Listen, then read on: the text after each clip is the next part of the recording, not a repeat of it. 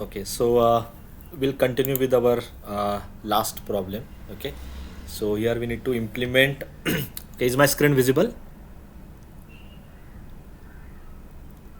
Yes or no? Is my screen visible? Okay. Yes, yes, sir. Huh.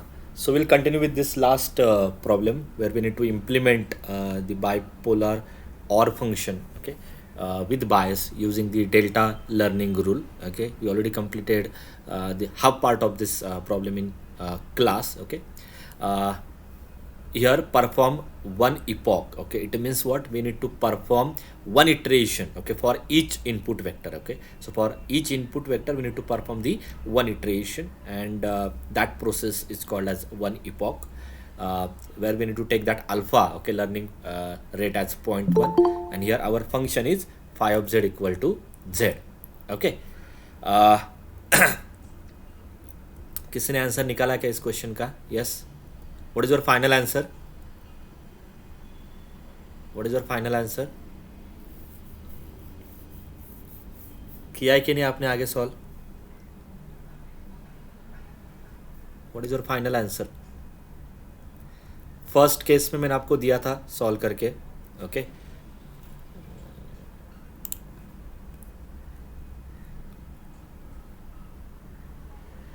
Just 1 minute. हाँ, हमने शायद यहाँ पे 0 0 के लिए किया है, करेक्ट ना? In class I guess our initial weights are 0 Yes, sir. 0 Zero, zero. 0 0. That's why these values are different. Okay, okay, so please continue that problem, and in next lecture tell me the final values. Okay, what are the final values of weights? Okay, so here these are the final weights or final updated weights using delta learning rule. Okay, ये different आ रहे क्योंकि यहाँ पे initial weight आपका different है. Okay, because here my initial weights are 0.1, 0.1 and 0.2. That's why these values are different. Okay, so please continue that problem, and in next lecture tell me the final values. Okay, now write down the second problem. अगर आपके पास notebook है तो लिखो ये. Write down second problem. Write down in your notebook. Write down the second problem in your notebook.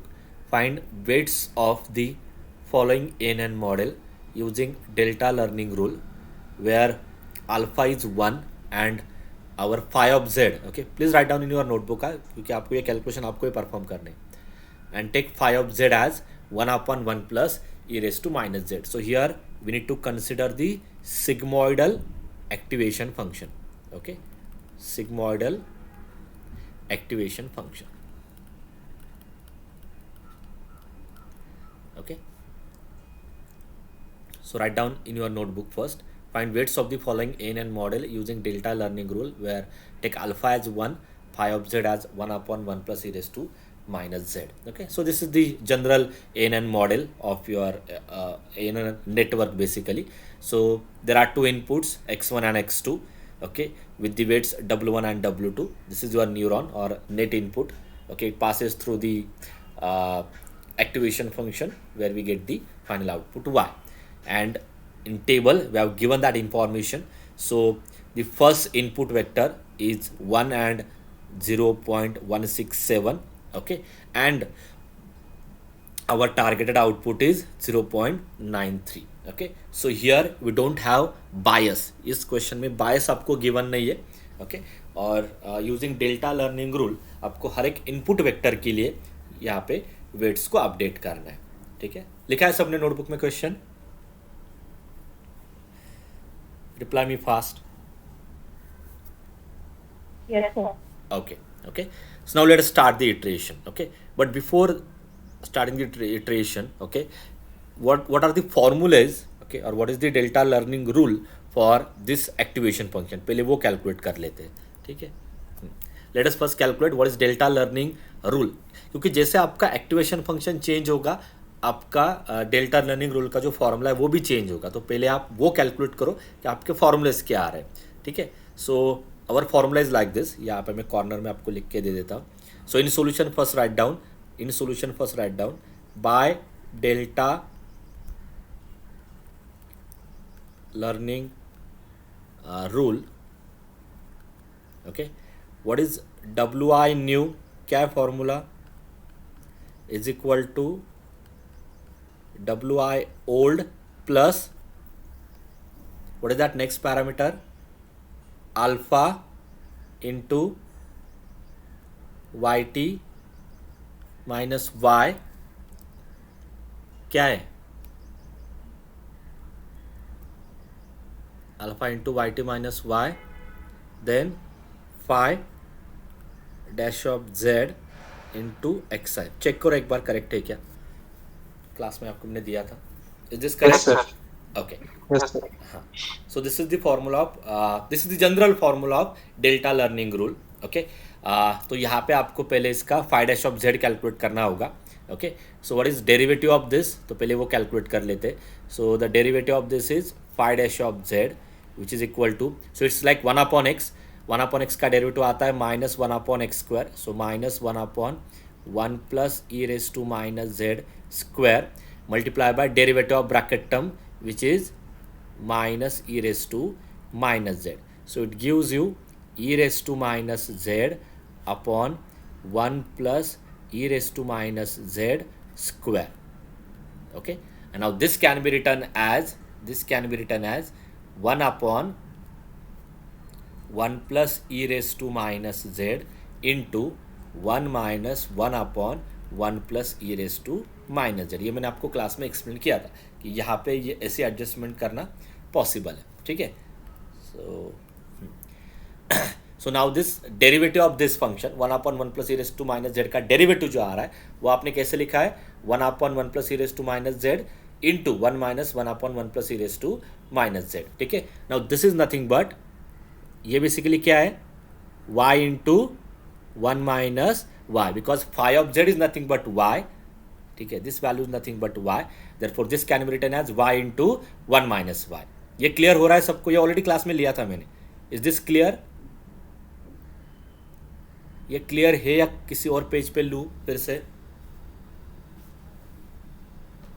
बोलो जल्दी. Yes, sir. Clear. हाँ, so therefore our formula become wi old plus alpha into Y T minus Y into Y into one minus Y into X I. So this is the formula of updated weight. अभी यहाँ पे बायस को आपको update करना ही नहीं है, इसलिए बायस का फॉर्मूला यहाँ पे नहीं आने वाला. ठीक है, बायस का अगर वहाँ पे रोल होता, अगर सर्किट में आपको बायस गिवन है तो ही फिर बायस के अपडेशन यहाँ पे आ जाते हैं. ठीक है, now again in question itself initial weights आपको क्वेश्चन में गिवन नहीं है. अगर क्वेश्चन में गिवन नहीं है तो वो आपका कॉल है, आप किसी भी रैंडम वेट से स्टार्ट कर सकते हो. Okay, but for safer side it's always easy to start with the zero weights. Okay, so next step क्या होगी, initialize with the weights W1 is zero and W2 equal to zero.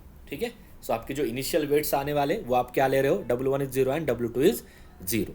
तो अभी next क्या करना है, what is your next step, now let us update the weight for first input vector. तो आपका पहला इनपुट वेक्टर कौन सा है यहाँ पे, 1 एंड 0.167. ये आपका इनपुट वेक्टर है, this is your input vector. ठीक है, ये आपका टारगेटेड आउटपुट है, वाई टी की वैल्यू यहाँ पे आपको चाहिए वाई टी भी. ठीक है, so in next step our input vector is 1 and 0.167. so this is my x1, this is my x2 and the targeted output is 0.93. okay, और फिर आपको क्या करना है, इस केस में W1 न्यू कैलकुलेट करना है फर्स्ट इनपुट वेक्टर के लिए और W2 न्यू भी कैलकुलेट करना है. सो W1 न्यू का जो फॉर्मूला है वो क्या आ रहा है, W1 old alpha Y T minus Y Y into Y one minus Y into x1. Okay, तो फॉर्मूला अभी मैंने आपको लास्ट स्लाइड में एक्सप्लेन किया था. सो W1 न्यू का फॉर्मूला क्या है, W1 old plus alpha into Y T minus Y into Y into one minus Y into x1. ठीक है, अब इसमें आप देखो x1 की वैल्यू आपके पास है, x1 आपका क्या है, 1 है. y आपको कैलकुलेट करना होगा. सो y कैलकुलेट करने के लिए y बेसिकली क्या है, फाई ऑफ जेड है ना. y आपका क्या है, फाई ऑफ जेड है and phi of Z basically क्या है, 1/1 plus E raise to minus Z. तो पहले आपको ये कैलकुलेट करना होगा. ओके, सो ये कैलकुलेट करने के लिए आपको चाहिए z. So let us calculate z for this case. तो z बेसिकली होता है आपका नेट इनपुट. नेट इनपुट यहाँ पे क्या आने वाला है, x1 W1 plus x2 W2. उसमें x1 की वैल्यू क्या है, x1 की वैल्यू क्या है 1, W1 W2 आपके जो इनिशियल वेट्स है वो क्या है आपके 0. सो x1 is 1, W1 is 0, x2 is 0.167, W2 is 0. So your net input is 0. And now calculate phi of 0. It means just put z equal to 0. So 1 upon 1 plus e raised to 0. E raised to 0 become 2. So 1 upon 2. 1 upon 2 की value क्या है 0.5. तो यहाँ पे बस आपको z0 put करना है. z0 पुट करते तो आपको 1/2 मिलेगा. 1/2 इज नथिंग बट 0.5. तो y की वैल्यू बेसिकली क्या आ रही है 0.5 आ रही है. इसलिए ये क्या होगा 0.5 इंटू 1 माइनस 0.5. फिर से यहाँ पे y की वैल्यू 0.5. yt आपको क्वेश्चन में गिवन होता है विच इज 0.93. अल्फा आपका लर्निंग रेट है जो क्वेश्चन में गिवन है 1. And if I perform this calculation you will get that first updated weight as 0.1075. ठीक है. And in similar way now we need to calculate W2 new. तो इसका formula होगा W1 old plus alpha into YT minus Y into Y into 1 minus Y into x2. Okay, इतना ही change होगा. यहाँ पे x1 आने वाला है तो यहाँ पे x2 आने वाला है. तो आपके पास x2 की वैल्यू है x2 इज 0.167. बाकी सारे वैल्यूज आपने ऑलरेडी कैलकुलेट करके रखे. Your y is 0.5, yt is 0.93, alpha is 1. Perform all this calculation you will get that second updated weight as 0.0180. Okay.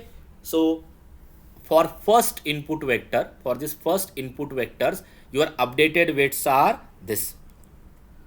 W1 is 0.1075 and W2 is 0.0180. Okay, is this clear? Is this clear? Yes, sir. And now let us perform this calculation for second input.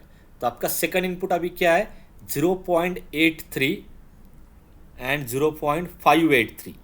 ये आपका क्या है अभी second input vector है. And आपका targeted output क्या है 0.57. Okay, मैं आपको इन्हें सेपरेट कैलकुलेट करके ही देता हूँ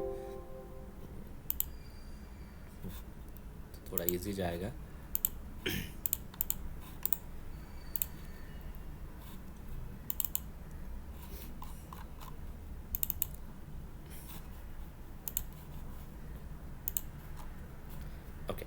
So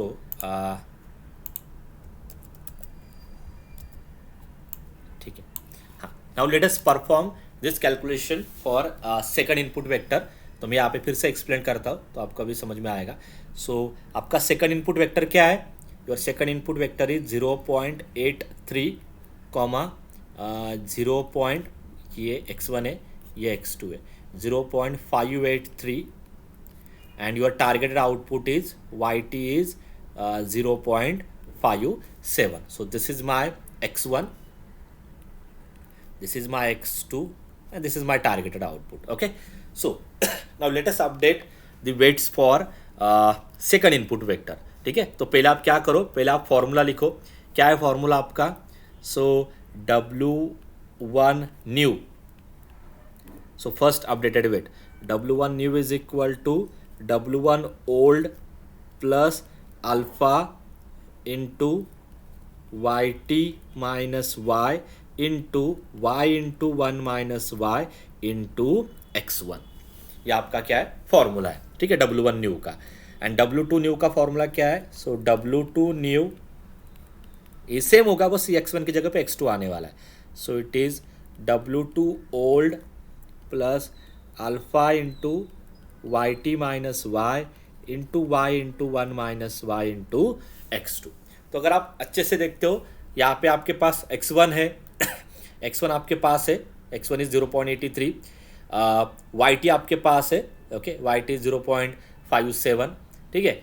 W1 old and W2 old ये वैल्यूज क्या आने वाले हैं जो आपने लास्ट स्टेप में कैलकुलेट किए थे. ओके, सो प्रीवियस स्लाइड में ये जो फाइनल वैल्यूज थे आपके फर्स्ट इटरेशन के जो वैल्यूज थे. सो W1 is 0.1075. So W1 old, एक मिनट यहाँ पे लिख लेता हूँ मैं. हाँ, W1 ओल्ड आपका क्या है प्रीवियस स्लाइड से आपको क्या मिल रहा है 0.1075 एंड W2 ओल्ड जो आपको प्रीवियस स्लाइड से मिल रहा है विच इज 0.0180. ठीक है, तो ये भी दोनों वैल्यूज है. तो यहाँ पे आपको अभी क्या कैलकुलेट करना होगा? Here we need to calculate y मतलब आपका calculated output. Okay, so let us first calculate y. So y आपका क्या आने वाला है? y बेसिकली होता है phi of z, correct. And phi of z basically क्या है? 1/1 plus E raise to minus z. तो इसके लिए आपको क्या चाहिए? For this we need z, that is net input. So z की वैल्यू क्या है? x1 w1 plus x2 w2. Your x1 is 0.83, so 0.83 into w1 क्या लेना है आपको? जो ओल्ड वेट थे आपके वही. सो w1 क्या होगा? 0.1075 एंड x2 आपका क्या है? 0.583 and your W2 is 0.0180. Please perform this calculation और बोलो मुझे क्या आता है. ये शायद किया नहीं है मैंने नेक्स्ट स्टेप का. ठीक है, please perform this calculation.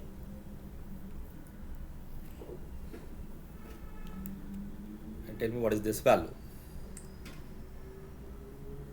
Do it fast. 0.83 into 0.1075. 0.0997. 4 digit में बोलो. 0997.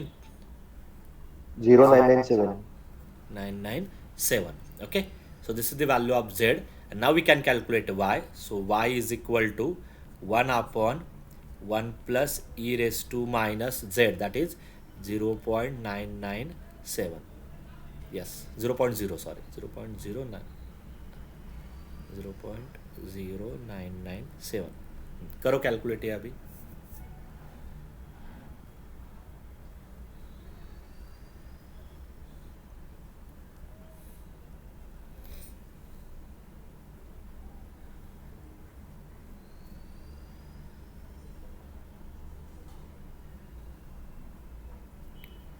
माइनस 0.0997 क्या आ रहा है? ये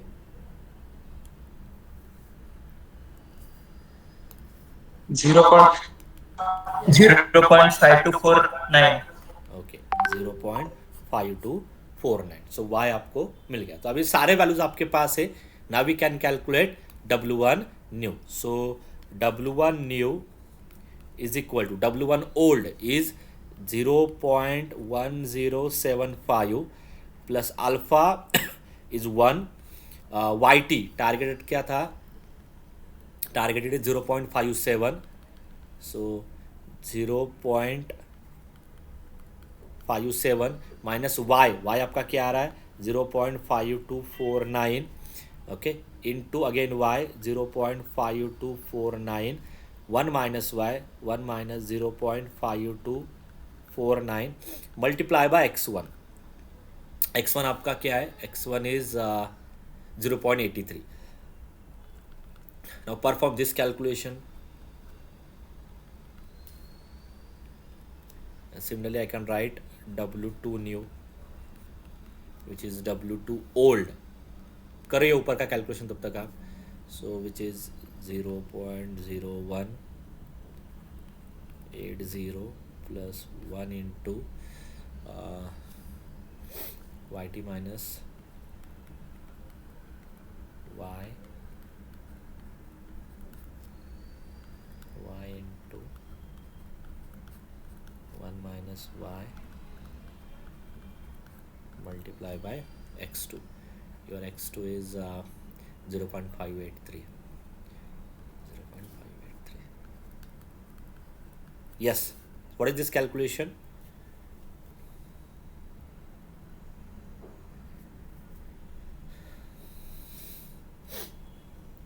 कैल्शियम एक बार आपने पुट किया ना तो उसमें ही चेंजेस करो क्योंकि बस 2 एंट्री में ही चेंज है.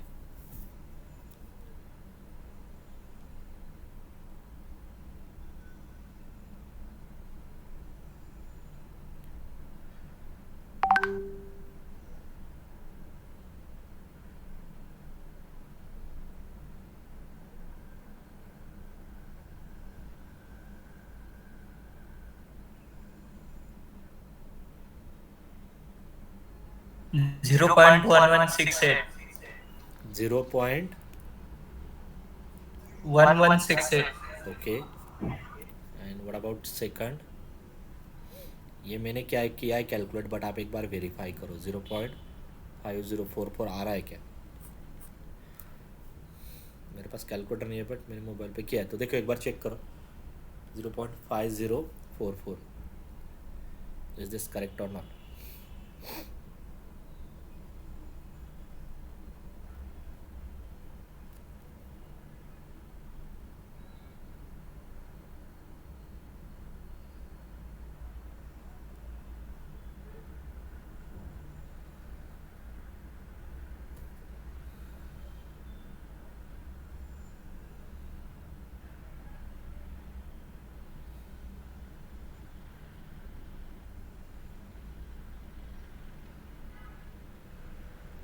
Yes. Verify that second W2 new. Tell me quickly.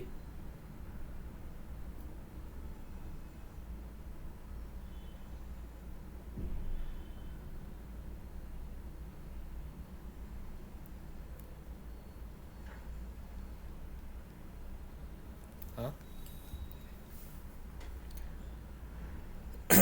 Second का एक बार बोलो मुझे करेक्ट आ रहा है कि नहीं. Do it fast.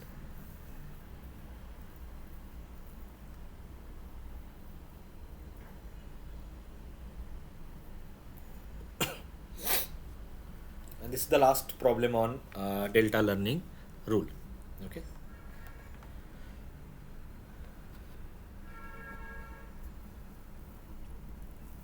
सेकंड का इतना टाइम क्यों लग रहा है? करेक्ट है क्या सेकंड? एक बार चेक करो fast, or at least write down in your notebook and then tell me. Okay. So from the second iteration, okay, so your updated weights are this 0.1168 and 0.5044. एक बार check करके मुझे बोलो ये, ठीक है?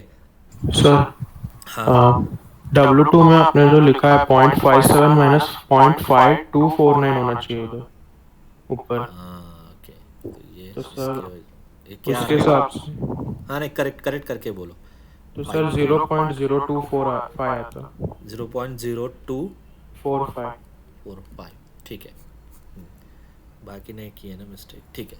So please correct it. यहाँ पे 5249 ही है, एक ही नंबर वो आपको वाई की वैल्यू में चेंजेस करने हैं. So your updated value, the updated value of W2 new is 0.0245. So this is from second iteration. In a similar way, now you need to perform the third iteration, okay, for this input vector जो मैं आपको अभी दे रहा हूँ, ठीक है? या बाद में कंप्लीट करके क्लास में मुझे बोलो कि इसका फाइनल आंसर क्या है. मैं आपको फिर से बोल रहा हूँ, ये क्वेश्चन दिखने में ईजी है, बट ऐसे टाइप के क्वेश्चन आपको अभी एग्जाम में आने वाले हैं जिसमें इटरेशंस में अगर एक मिस्टेक भी हो जाती है तो अभी आप देखो, अगर ये W2 रॉन्ग ऐसे ही मैं कंटिन्यू करता हूँ, your next iteration will also be wrong. तो यहाँ पे देखने में ईजी लग रहा है, बट इसमें कैलकुलेशन मिस्टेक्स होने के चांसेस भी सबसे ज़्यादा है. So careful with your calculation. So take this as a homework and third iteration के लिए आप कैलकुलेट करो. In class will discuss what is this final value. दोनों क्वेश्चन के मैं कंपलसरी क्लास में आंसर चेक करने वाला हूँ, ये और इससे पहले जो क्वेश्चन दिया था, दोनों में लास्ट के अपडेटेड वेट्स क्या है, क्योंकि वो आपका फाइनल आंसर है. उस पर ही डायरेक्टली आपको आउट ऑफ मार्क्स मिलेंगे. अगर वो रॉन्ग है तो कहीं पर ना कहीं पे आपके मार्क्स वहाँ पे चले जाएंगे. सो careful with your calculation. Okay, so this is all about the unit number 1. Okay, so under unit number 1 we learn how we can initialize our weights. There is one more criteria to initialize the weights that will cover in our next unit. Okay, so how we can initialize the weights. Next part is what is the role of bias and what are the activation functions. Okay, so that part we covered under this first unit. Okay, and now let us start the second unit. Okay, so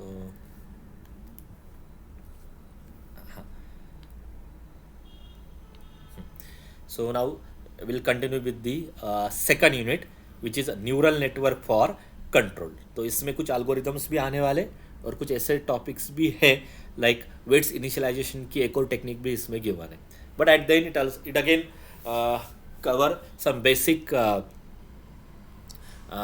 topics from the neural network. Okay, इसमें जो पहला topic था back propagation, ठीक है, जो मैं class में ही लेने वाला हूँ, तो उससे पहले क्योंकि इट्स अ लेंदी क्वेश्चन, आप देखो इतने सारे स्लाइड्स मैंने रखे थे उसके लिए, क्योंकि यहाँ पे फॉरवर्ड बायस भी करना है और बैकवर्ड बायस भी करना है, so it's a lengthy question, but instead of that will start with the second topic. Okay, तो बैक प्रोपोगेशन में क्लास में लेता हूँ क्योंकि वो मेन टॉपिक है, और ये कुछ क्वेश्चन पेपर भी मैं आपके साथ शेयर करता हूँ, ओके, जिसमें से आपको समझ में आएगा कि आपको एग्जाम में क्वेश्चंस कैसे आते हैं। ओके, जैसे कि अभी ये क्वेश्चन हमने कवर किया है, implement bipolar and function with bias using Hebb learning rule with zero initial weights, यहाँ पे क्लियरली मेंशन है alpha 1 and use activation function this. अब ये आपको गिवन नहीं होगा एक्टिवेशन फंक्शन, हाँ ठीक है, हाँ इसका इतना यूज है नहीं हेब लर्निंग रूल में,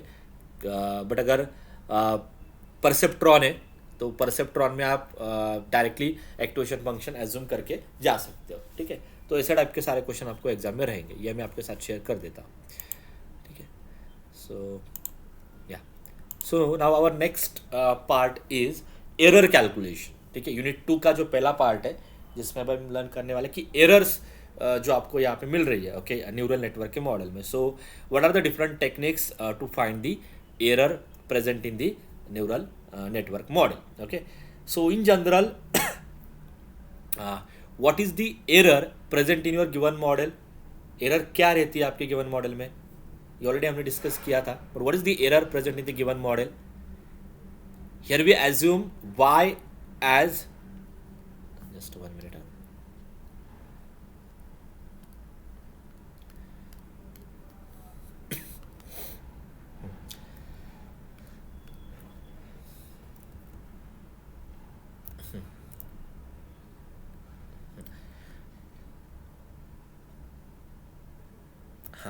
So in last unit we already discussed that y notation stand for calculated output,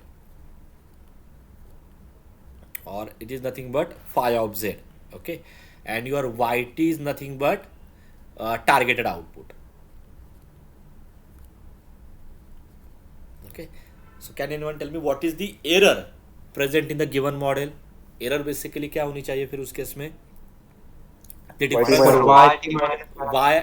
difference of calculated output and targeted output, ये आपका obviously केस है। तो जो एरर प्रेजेंट होगी मॉडल में वो क्या होगी, the difference of y and yt। But उसमें ड्रॉबैक क्या है, उसमें ड्रॉबैक ये था कि उसमें साइन का पार्ट आ सकता है, लाइक माइनस साइन आ सकता है, आपको एरर को ऐड करना है, but because of that minus sign it create a problem. तो उसको अवॉइड करने के लिए हमने फिर एक पैरामीटर कंसिडर किया था which is y minus yt square, फिर उसको 1/2 से मल्टीप्लाई किया था, बट वो एक स्पेशल टाइप की एरर थी जो आज हम इस सेशन में डिस्कस करने वाले, ठीक है। सो यहाँ पे और दो कंसेप्ट्स है which is local error and global error. So error calculation basically occur at these two levels, okay, when we consider in any software, ठीक है, या सॉफ्टवेयर के थ्रू जो आप एरर कैलकुलेट करते हो, ये बेसिकली इन दो कैटेगरी में कैलकुलेट होती है, one is local error and second is the global error. Local error का मीनिंग क्या है, it is actually difference between targeted output and actual output, and global error का मीनिंग क्या है, all the local errors are aggregated together to form the global error. Basically जितने आपके for example layers है, okay, अगर आप हर एक लेयर के लिए लोकल एरर आप कैलकुलेट करो, and then at the end consider the aggregate sum of that all the local errors, that gives you the global error. So global error basically the total error I can say present in your given model. The global error is the measurement of how well a neural network perform to the entire training set, okay. So it basically represent your entire neural network model, ठीक है, and there are some formulas, there are some results from which we can calculate the global error present in the given NN model। उसमें से एक part आपने already cover किया है, ठीक है, तो आपको वो समझ में आ जाएगा। ठीक है, एरर का एक पार्ट आपने ऑलरेडी लास्ट यूनिट में ही कवर किया, but in general there are this 3 types of error which are present, okay, और which we will use to find the error present in the given model. अब MATLAB में भी अगर आप ये देखते हो ना, तो मैटलैब में भी आपको इन तीनों में से कोई ना कोई तो एरर वहाँ पे दिखाई देगी. ओके, जो मैटलैब के थ्रू आपको जो रेडीमेड वैल्यूज मिल जाते हैं ना, उसमें इन तीनों में से वहाँ पे एक पैरामीटर आपको दिखाई देगा. ठीक है, so the first way or the first method to find the error present in the given ANN model is the sum of squares method. Okay, first is what? Sum of squares method, and the short form is ESS. Okay, next is mean square method. Okay, I guess ये SSE होगा, but ठीक है. Next is mean square error. ठीक है, and third is root mean square error. Okay, सबसे ज़्यादा जो use हो रही है मेथड वो कौन सी है? Mean square error. So one by one will discuss this, और आपको एग्जाम में इस पे भी क्वेश्चन आते कि find the like mean square error present in the given model और sum of square error present in the given model. जो भी है आपको क्लियरली मेंशन होगा कि कौन सी एरर आपको वहाँ पे कैलकुलेट करनी है. ठीक है, so one by one will discuss this. So let us start with the first method which is sum of squares error. ठीक है, सम ऑफ स्क्वायर्स एरर. तो ये बेसिकली इसमें बेसिकली आपको करना क्या है? आपको targeted output and calculated output इन दोनों का डिफरेंस लेना है. ठीक है, और उसका स्क्वायर करना है. So what is sum of square error means आपको ऐसे हर एक, क्योंकि ये ग्लोबल एरर है, तो आपको हर एक लोकल एरर के केस में कैलकुलेट करके उनको क्या करना है? सम करना है. ओके, तो सम ऑफ स्क्वायर एरर का सिंपल मीनिंग क्या है? जो एरर का फॉर्मूला है वो क्या है? द टारगेटेड माइनस एक्चुअल का स्क्वायर. ये बेसिकली एरर का फॉर्मूला है, बट ये ग्लोबल एरर है, ऐसे आपको हर एक केस में कैलकुलेट करना है. ठीक है, then it gives you the global error. इसलिए वहाँ पे नोटेशन क्या है? टी आई, यानी ये वाई आई है. Okay, so the global error or the sum of square error is equal to summation I runs from 1 to n yti minus yi whole square. ठीक है, अब देखो ना यहाँ पे, जैसे कि यहाँ पे एरर कैलकुलेट किया आपने, this which is the difference between targeted value and actual value. तो ये एरर होगी वहाँ पे, इस केस में ये एरर होगी. ठीक है, एक का साइन पॉजिटिव एक का निगेटिव होगा, यहाँ पे ये एरर होगी. ठीक है, बट आपको टोटल एरर चाहिए कि because it's a global error, तो इन तीनों की जो सम होगी दिस प्लस दिस, ये आपका फाइनल कैलकुलेशन होगा. सो दैट्स वाई ये समेशन के फॉर्म में आ रहा है. Okay, so let me give you one example on this method. Okay, so find sum of square error present in the following data. तो यहाँ पे क्लियरली आपको कैलकुलेटेड आउटपुट गिवन है और आपको टारगेटेड आउटपुट गिवन है. ठीक है, सो प्रॉब्लम इजी दिया है. डायरेक्टली आपके पास टारगेटेड आउटपुट है, डायरेक्टली आपके पास कैलकुलेटेड आउटपुट है, और आपको कैलकुलेट क्या करना है? Sum of squares errors. ठीक है, सो कैसे कैलकुलेट होगा? Calculate, so that formula is what? summation I runs from 1 to n yti minus yi whole square. So this is the first case, this is second case, this is third, this is 4 and this is 5th. So it's better to consider a table here, जैसे हमने statistic में किया था. So it's better कि आप यहाँ पे एक टेबल कंसिडर करो जिसमें पहला कॉलम आपका y का है, सेकंड कॉलम आपका yt का है.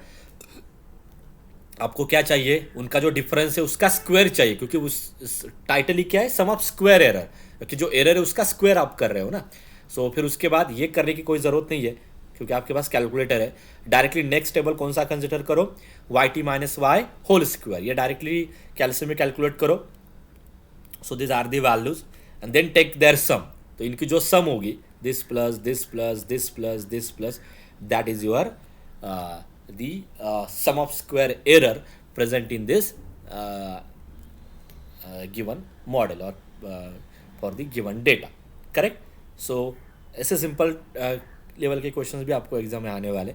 So the sum of square error present in the given data is what? 30.4. ठीक है, क्लियर हो गया ये? Is this part clear? Yes? Just take the target Yes, output and calculate output difference and its square.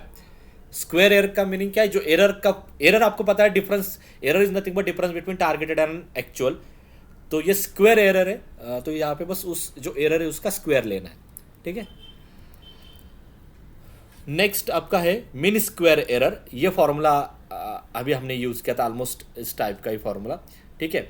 So mean square error में same ही result है। यहाँ तक अगर आप ये वैल्यू देखते हो ना, ये वैल्यू बेसिकली कौन से है? लास्ट फॉर्मूला ही है। This is actually sum of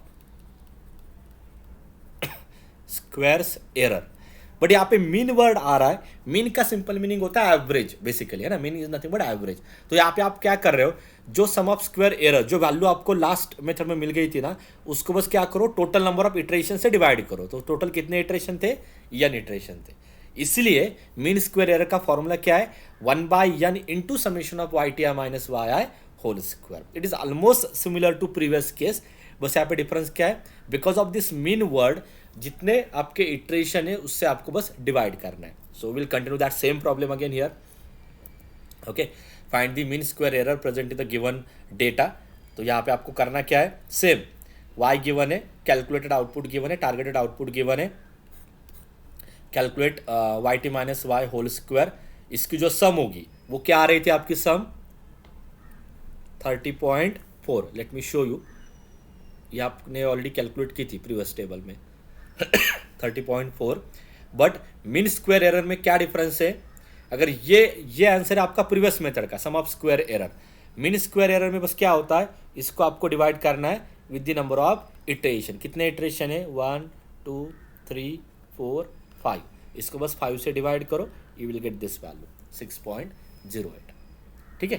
so it is almost similar to the sum of square error, बस उसमें ये उसका आंसर है। उसको अगर आप नंबर ऑफ इटरेशन से डिवाइड करते हो, that gives you the mean square error, ठीक है। तो ये एक प्रैक्टिस के लिए क्वेश्चन दिया है, जहाँ पे आपको सम ऑफ स्क्वायर एरर भी कैलकुलेट करनी है एंड आपको मीन स्क्वायर एरर भी कैलकुलेट करनी है, ठीक है। And there is one more way to find the error which is root mean square error. जैसे वर्ड है ना वैसे ही याद रखो। So root mean square error मतलब, मीन स्क्वायर एरर तो आपको पता ही है ऑलरेडी, ओके। उसका बस क्या लेना है? स्क्वायर रूट लेना है, ठीक है। उसका बस आपको क्या लेना है? स्क्वायर रूट लेना है। तो again we can continue that same problem, ठीक है। सो ये सेम डाटा हमने कैलकुलेट किया था। So mean square error, sorry sum of square error, वो क्या थी? इसकी sum. And what is that value? 30.4। फिर हमने मीन स्क्वायर एरर कैसे कैलकुलेट की थी? 30/4 divided by 5, number of iteration, and that value is 6 point क्या था वो? 08, ठीक है। So that value is 6.08। और फिर अभी लास्ट केस क्या है? Root mean square error. इसमें बस क्या करना है? Take the under root of this, that is 2.47, ठीक है। So this is the relation between the sum of square error, mean square error and root mean square error, okay. So in general, now we can say that sum of square error is equal to the summation of I runs from 1 to n, the targeted output minus actual output square, and mean square error is nothing but the sum of square error divided by number of iteration, and root mean square error is nothing but under root of the sum of square error divided by number of iteration, okay. So this is again one of the small topic, and इस पे भी आपको questions आ सकते हैं। अभी मैं दिखाता हूँ आपको इस पे लास्ट ईयर में कैसे क्वेश्चन था, if it is there.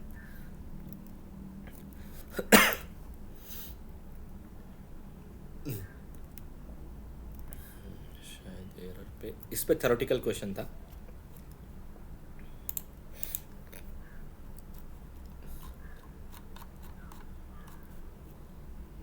May be MT में होगा, ये एटी का पेपर है।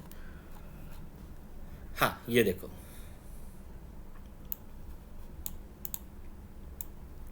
Define error function, explain its type with one example. कितने मार्क्स का क्वेश्चन था ये?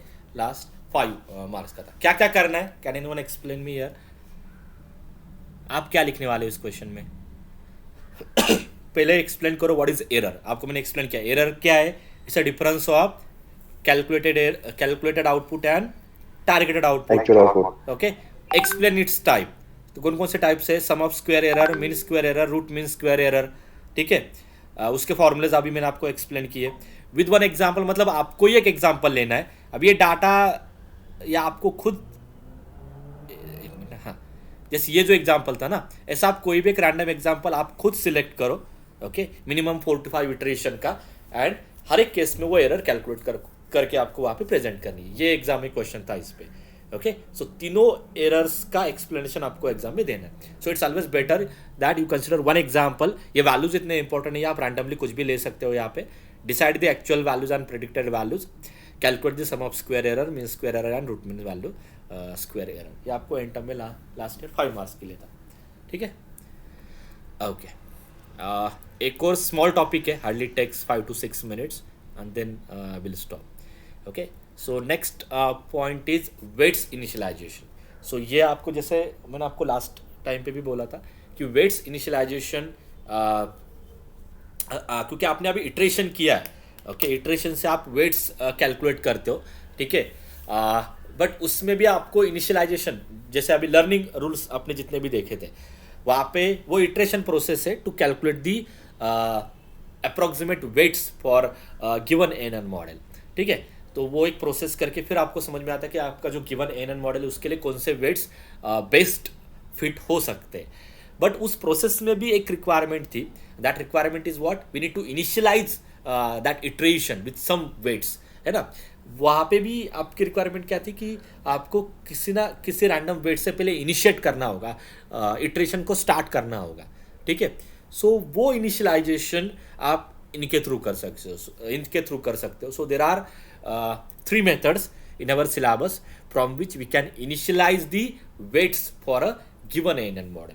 फिर जैसे आपके पास इनिशियल वेट्स आ जाते, उसके आगे कौन से लर्निंग रूल्स आपको अप्लाई करने, वो आपका कॉल है. And again this is one of the technique.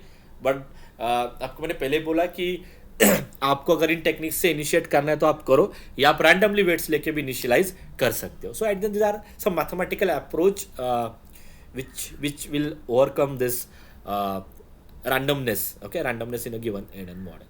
ठीक है. सो लर्निंग रूल्स में आपने जनरली जो इनिशियल वेट्स आपने कंसिडर किए थे वो क्या लिए थे? W1 is 0, W2 is 0 and W3 is 0. Okay, now we have some mathematical background from which we can initialize these weights. Okay, so first is what? There are some key points to remember for this weights initialization. So that first point is what? Weight should be small. ठीक है. क्योंकि इसका main reason वही है क्योंकि ये सारा क्या होता है, weights is nothing but strength of your input vector, and उसके आगे भी उसका जो यूज़ होता है वो आपको कंप्यूटेशन में यूज़ होता है. जो नेट इनपुट है वो वेट्स के साथ ही कैलकुलेट होता है. तो जितने स्मॉल वेट्स पे आपका मॉडल फिट होता है उतना कैलकुलेशन या कंप्यूटेशन टाइम के लिए भी ईजी होता है. यहाँ पे उन्होंने रीज़न ये दिया है, large weights cause the exploding gradient problem specially while using sigmoid activation function. Okay. Gradient problem means आपको पता है जहाँ पे स्लोप आपका टेंस टू 0 होता है. ठीक है. सो वेट्स आप ज़्यादा लेते हो तो वो एक प्रॉब्लम आने के चांसेस है. But again this are the general statement. ये कोई सारे केस में ट्रू है ऐसा नहीं है. But generally we prefer the small weights to initialize not fitting the N model. Initial process को इनिशियलाइज करने के लिए it's always better to start with the small weights. Weight should not be same जो हम ले रहे हैं अभी, है ना. तीनों वैल्यूज हम 0 ले रहे हैं. बट उनका ये कहना है कि it's always better to consider the different weights. Like अगर पहला आपने 0 लिया, you can take second as 0.1, you can take third as 0.3. So weight should not be same. उसका रीज़न ये दिया उन्होंने, same weights will prevent the neural network from learning new features. Learning new features means what कि क्योंकि learning new features means it means आप उसको train कर रहे हो. ठीक है. सो रैंडम वेट से या डिफरेंट वैल्यूज से आपका वो मॉडल क्या होगा, जल्दी ट्रेन होगा, जल्दी फिट होगा. ठीक है. So it's it's again a general statement, so generally we avoid the similar weights or same weights. Now weights should have good variance. Okay, weights should have good variance का meaning क्या है कि जो variation आप ले रहे हो वो भी यूनिफॉर्म नहीं चाहिए. ओके, मतलब एक आपने 0 लिया, एक 1 लिया, एक 2 लिया, ठीक है, आपने क्लियरली एक फिक्स्ड डिफरेंस रखा है, ठीक है. सो जस्ट हाँ, सो उस हिसाब से भी आप सेट करो, ठीक है. जितना आप इसमें रैंडमनेस रखोगे, ओके, वेट्स में, उतना फिटिंग के लिए आपको वो क्या होगा, यूजफुल होगा, ठीक है. So it should have some good variance, उसमें वेरिएशन चाहिए प्रॉपर, ठीक है. Again, all these parameters basically help us to increase the learning of your given ANN model. तो ये एक जनरल स्टेटमेंट्स है. सारे केस में ये ट्रू होंगे ऐसा नहीं है, और सारे केस में ये वर्क होगा ऐसा भी नहीं है, बट ये उनका जनरल अप्रोच है कि अगर अब चलो आपको रैंडम वेट्स लेने हैं तो कुछ चीज़ें आप याद रखो, कुछ तो मतलब उसमें एक वेरिएंस रखो. Okay, it should have some good variance. Next, variance मतलब आपने कोएफिशिएंट ऑफ वेरिएशन पार्ट देखा है तो वो परसेंटेज आपको ज़्यादा चाहिए, दोनों में डिफरेंस ज़्यादा चाहिए. एक वैल्यू 0 है तो एक वैल्यू 0.8 रखो, ऐसा उनका कहना है. Good variance. इक्वल नहीं चाहिए आपको ज़्यादा. It's always better that weight should be small value से आप पहले इनिशियलाइज करो. सो ये एक जनरल स्टेटमेंट है इनिशियलाइज करने के लिए, बट आपके पास मैथमेटिकल टेक्निक भी है जिसका यूज़ करके आप डायरेक्टली उनको इनिशियलाइज कर सकते हो, ठीक है. तो इस पर क्वेश्चन आपको लास्ट टाइम भी था, तो ये थोड़ा आप अच्छे से फोकस करो. So the first method is uniform distribution, ठीक है. So here we can initialize the weights, okay, in this range. अभी ये जो टेक्निक है इससे बस आपको ये हेल्प होगी कि आपको एक रेंज मिलेगी, जिस रेंज में से ही वैल्यूज लेके आप उसको क्या कर सकते हो, इनिशियलाइज कर सकते हो. एंड वो रेंज में से वैल्यूज लेने के लिए you can follow this 3 techniques. मैं फिर से एक्सप्लेन करता हूँ कैसे होगा सब कुछ, ठीक है. बट ये जो मैथमेटिकल अप्रोच है, यहाँ से डायरेक्टली आपके पास कोई W1 की वैल्यू नहीं आने वाली, ना ही कोई W2 की वैल्यू आने वाली, और ना ही W3 की वैल्यू आने वाली है. आपको इन तीनों का सिलेक्शन करने के लिए you will get some range like A to B.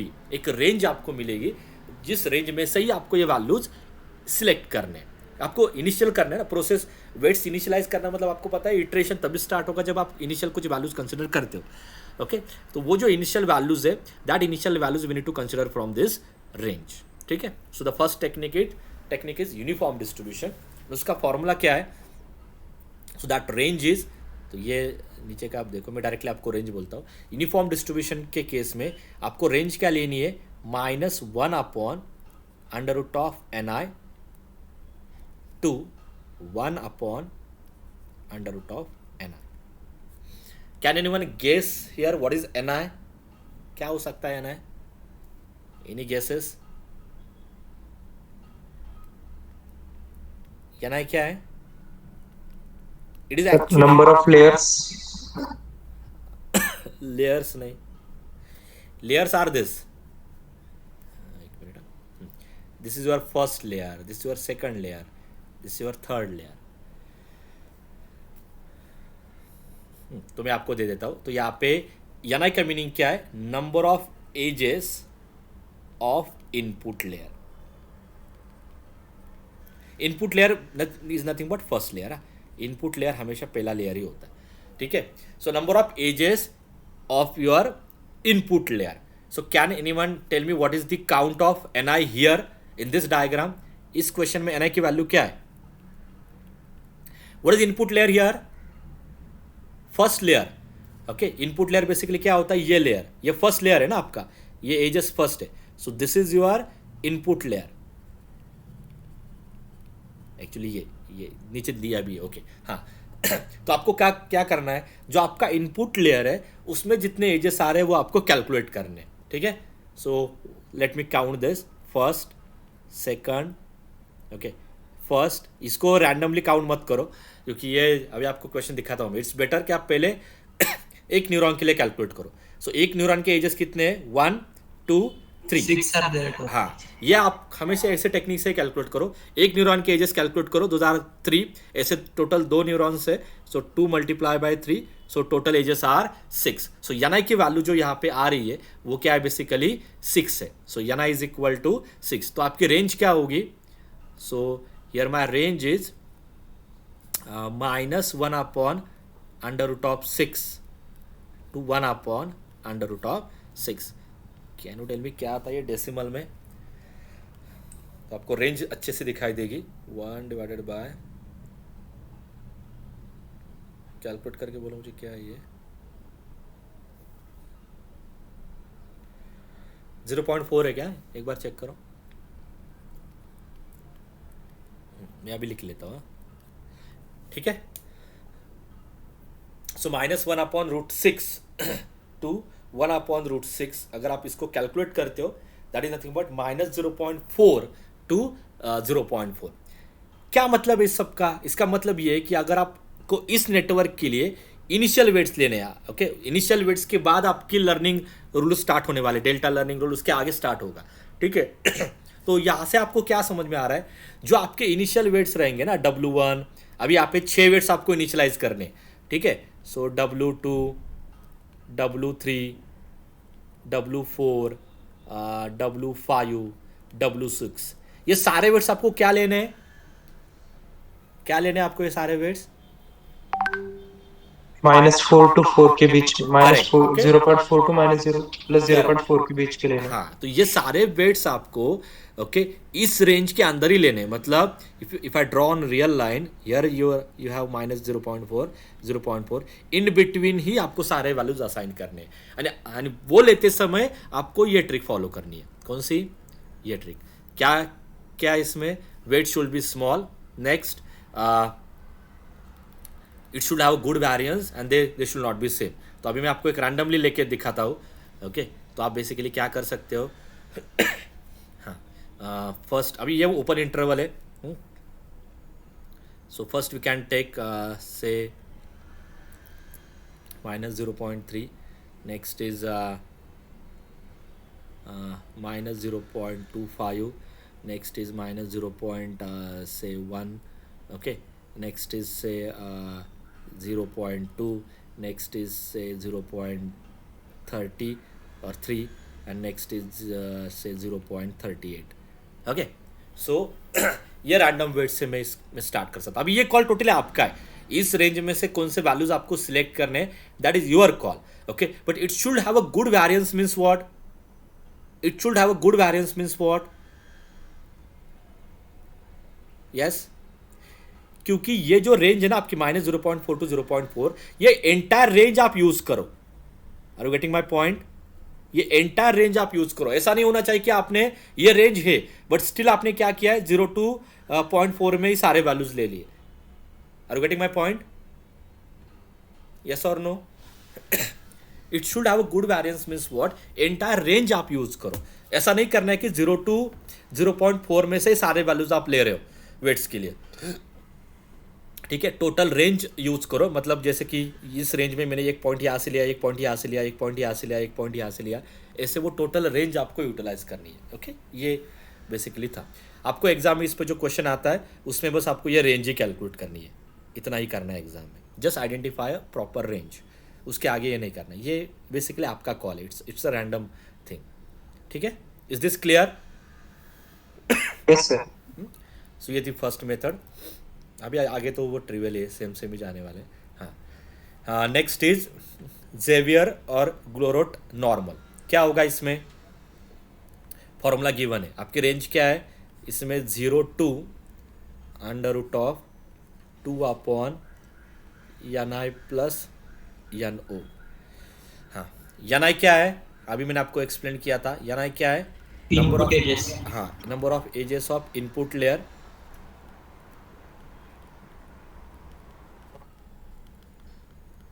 So similarly, can you guess what is NO? Sorry.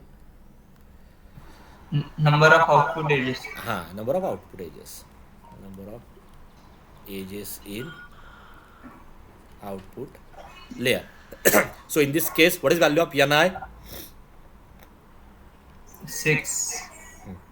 एक के 3 है, सो 2 के 6 आएंगे. And what is NO? NO इस लेयर के 1 2 एंड 3 ना, करेक्ट है. Output Yes, sir. लेयर हाँ 3. सो फॉर्मूला क्या होगा, रेंज क्या आएगी आपकी, so it is equal to 0 to under root of 2 upon मैं ऐसे लिख लेता हूँ 6 + 3 and then calculate what is this range. Calcs में एक बार करके देखो. ये क्वेश्चन ही था इसमें, मैं आपको क्वेश्चन के साथ ही एक्सप्लेन कर रहा हूँ. What is that value, let me calculate. 0.47. So 0 to 0.47. So Xavier और ग्लोबल ग्रोरट नॉर्मल मेथड से जो आपकी रेंज आ रही है वो क्या आ रही है, 0 to 0.47. डन. इतना आपको एग्जाम में कैलकुलेट करना है. नेक्स्ट क्या है, यूनिफॉर्म. इतना याद रखो, नॉर्मल वर्ड आता है तो ये 0 to कुछ तो वैल्यू होगा, ठीक है. यूनिफॉर्म वर्ड आता है ये -2 प्लस ऐसे वैल्यू होगी, और ये दोनों नंबर सेम आते हैं -A to A, ठीक है. ये चीज़ आप याद रखो. So now next part is Xavier uniform.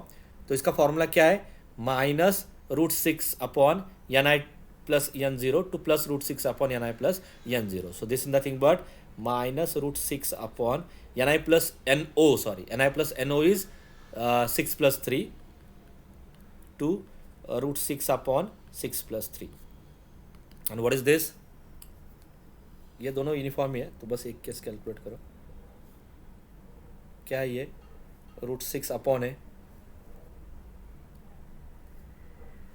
0.27 है क्या,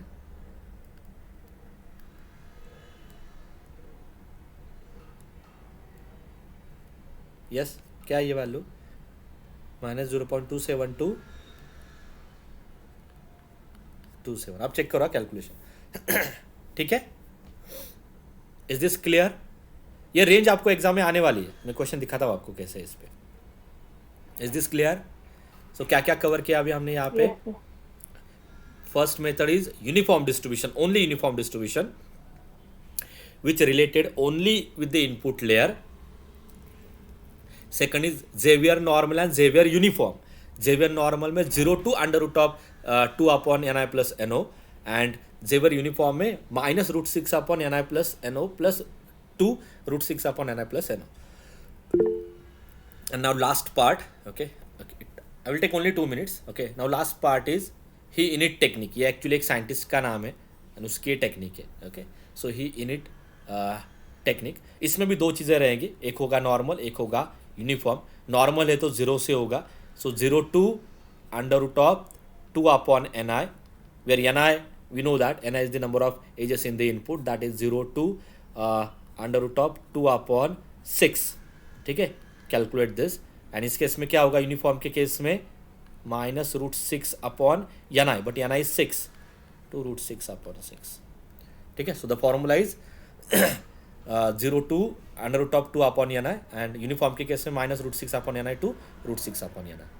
Okay, so these are the 3 techniques, mathematical techniques, from which we can initialize the weights. Clear? And now let me just show you one example on this and then we'll stop. ठीक है, इस पे एक question मैं आपको दिखाता हूँ. ये दोनों टॉपिक पे क्वेश्चन थे जो अभी मैं आज मैंने लिया है. EMT में ज़्यादा रहेंगे, अभी ये ET में एक ही क्वेश्चन लेना था उस टॉपिक में से. हाँ, ये देखो. So let me cover this question, it takes hardly 2 minutes. ऐसा एक क्वेश्चन आपको एग्जाम में था 5 मार्क्स के लिए.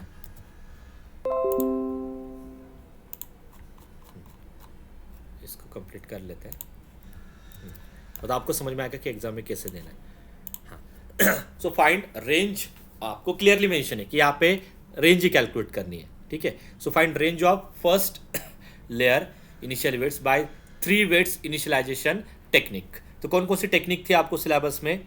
First is uniform distribution. क्या है फॉर्मूला इसका, यूनिफॉर्म डिस्ट्रीब्यूशन का फॉर्मूला क्या है, -1 upon Root NI. -1 upon √NI 2 plus under root of N I, then just calculate this range. मैं पहले फॉर्मूला लिख लेता हूँ. सेकंड आपकी जो थी Xavier normal, and that formula is 0 to 2 upon, sorry under root में था सब कुछ. Okay, so under root of 2 upon N I plus N O, then Xavier में ही यूनिफॉर्म भी है, यूनिफॉर्म में minus root 6 upon N I plus N O to root 6 upon N I plus N O, and last जो case थी He init normal which is 0 to under root of 2 upon N I. यहाँ से आप देखो N O को उन्होंने remove किया है बस, N I and He init uniform में minus root 6 upon N I to root 6 upon N I. Let me just check one again. हाँ, डन. तो आप ये देखो पहले और मुझे बोलो what is N I, number of edges in input, and then tell me what is number of edges in output. Yes, first tell me what is N I.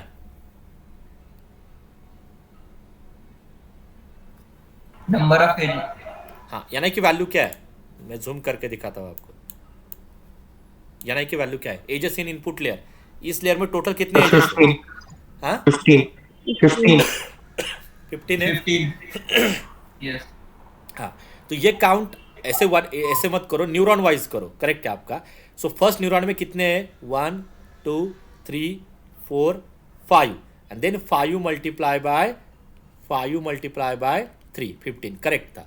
And what is for output layer, output layer में भी कितने हैं, 2 3 4 5. Okay,